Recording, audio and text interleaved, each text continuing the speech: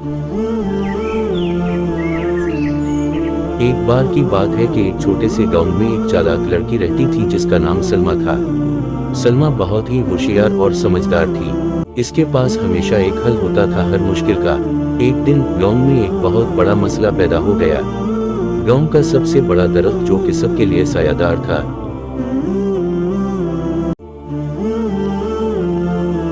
इसके नीचे एक जहरीला सांप आ गया।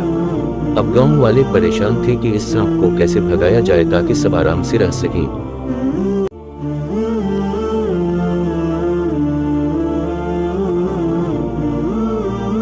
सलमा ने सोचा कि उसे कुछ करना होगा।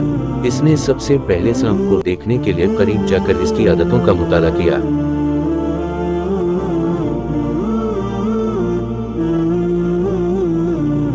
फिर इसने कुछ मसाले जमा किए और एक दाना तैयार किया। इस दाने में ऐसी खुशबू थी कि सांप उसकी तरफ राग़िब हो गया। सलमा ने दाना सांप के करीब फेंक दिया और सांप दाने की तरफ चला गया। जब सांप दाने को खाने लगा तो सलमा ने फौरन एक जाल बिछाया और सांप को पकड़ लिया।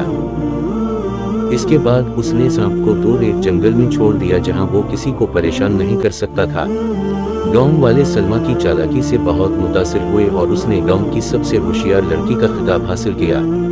इसकी समझदारी और चालाकी की बदौलत गांव वालों ने सुकून की सांस ली और सलमा को इनाम दिया।